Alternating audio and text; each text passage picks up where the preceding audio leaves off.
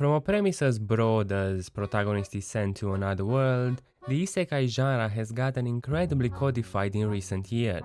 From, I would say, 2016 onwards, which is actually not that recent, every single isekai takes place in the same setting and follows, more or less, the same plot, maybe with minor changes in an attempt to differentiate themselves from the others. And it's puzzling how a small change can make everyone lose their minds and hype a certain anime to the moon. When something like Shield Hero came out, I remember the praise it's gotten when the people in it were completely aware of what an isekai was. The protagonist was expecting to get isekai at some point in his life. That's how crazy the genre became. The concept of getting transported to another world made even the characters themselves self-aware of it. They would ask each other where they came from, what roles they were supposed to play in this new world, like the isekai was a common and normal thing to happen. There was also a big fuss over the gimmick that the protagonist had a shield instead of a weapon, and so he could only defend himself, not attack. Of course, he becomes just as overpowered as any isekai protagonist, so none of that shit mattered, because no matter how the protagonist starts in an isekai, he'll always get to that point of being overpowered fairly quick. No matter what incredible twists the first 3 episodes of an isekai have, that shit will be irrelevant in no time. What happened to Naofumi's hatred for society and his potential quest for revenge? Better give him a harem of lolis, that seems far more interesting. Or take the slime isekai as another example, where the protagonist is a slime. Not the greatest concept of all time, but a somewhat unique choice, right? Except he's not really a slime anymore. He takes on the appearance of a cute girl boy, and he's also just as overpowered as any isekai protagonist, maybe even more so than others. The demon lord in this story is also a loli. I wonder, where have I seen this twist before? This is the route every gimmicky isekai takes after a few episodes. Strip them of their short-lived gimmick and they're just like any other isekai in the past 5 years. I guess you could give them some credit for at least trying to be different with their gimmicks. There are of course some other variants where the protagonist is OP from the get-go, or has a really bad ability that's actually really good but people think it's really bad. Oh my god, man, this shit is not even funny anymore. You can point out exceptions because there are exceptions, but there are so very few and on the way of becoming extinct. Actually, hold on a second, I take that back. Are there even exceptions? Other than parodies and comedies like Koshan Hero, Isekai Oji-san and the likes, were there any isekai that tried to change the formula? Maybe Ascendance of a Bookworm, but that's just one in the past 5 years. So yeah, I take that back. Modern isekai is literally the same shit in a different toilet over and over again. A neat with no friends, average looking protagonist gets summoned or dies and reincarnates in a fantasy setting with OP abilities, and for some reason being themselves in this new world makes them super popular. Why? Shortly after they enter a new world, they usually save some women who become their harem. That's basically it.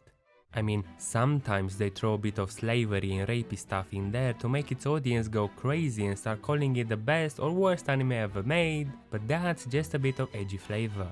Konosuba actually nailed this loser protagonist concept perfectly. It showed that if somebody is a NEET with no social skills in their world, they will still be a NEET with no social skills in another world. If somebody can't form a proper sentence in a conversation, they sure as hell can't cross someone else with words just because they're in another world. It doesn't work like that.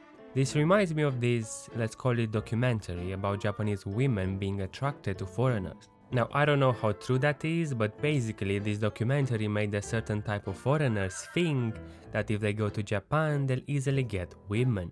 The reality is that if somebody can't pick up women in their country, they sure as hell can't pick them in Japan just because they're a different ethnicity.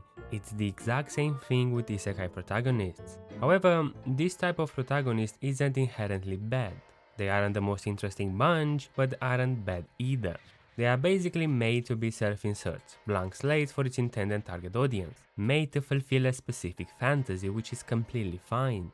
Even someone like Subaru from ReZero, for example, who gets pretty interesting later in the series, starts off as a blank slate and remains like that for most of the first season. However, everything around Subaru is intriguing. I'm not talking about the time loop or the psychological aspect, although those are interesting too. I'm talking about the mystery, the political aspect of the world, the other characters, who and what exactly is this clown-looking Roswell guy. As far as I'm concerned, Subaru could be the shittiest character ever made. It wouldn't change a thing, because the world moves without him. And that's the catch. If an isekai world moves for the protagonist or because of him, it will only be as interesting as the protagonist himself, and when he's a blank slate, so will the world be.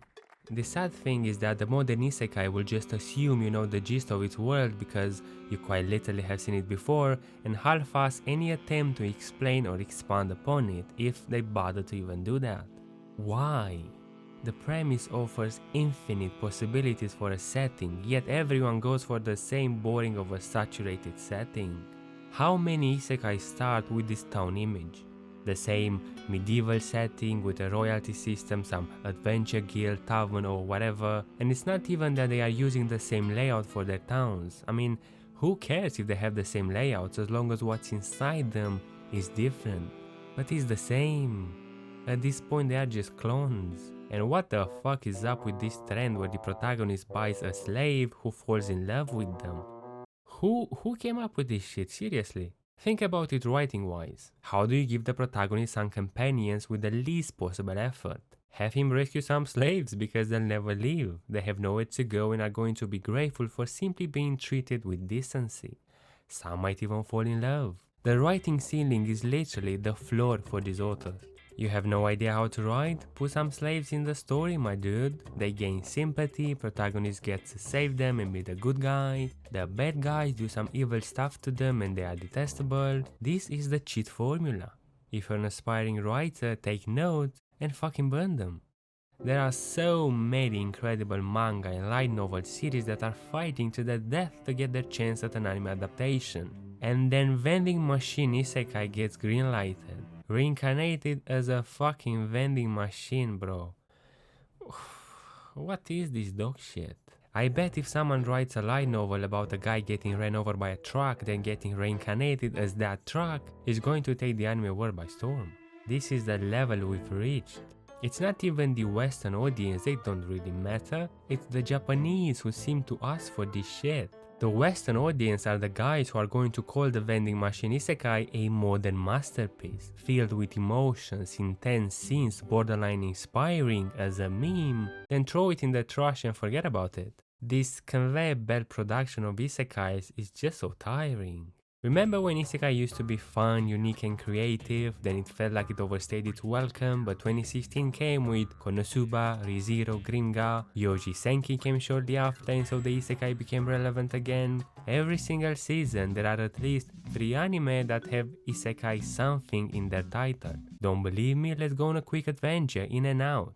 This summer season we got 1, 2, 3, 4 that have isekai in their title. Forget about Overlord, Black Summoner, Isekai Quartet. Like seriously, isn't it tiresome at this point? I can't believe someone would watch the same isekai under different names 3 times per season. Upcoming isekai. Saving 80,000 gold in another world for my retirement. Reincarnated as a sword. Am I actually the strongest? Yeah, my guy, you are actually the strongest. I am so looking forward to the time when we get past this. For the love of God, let this shit show die.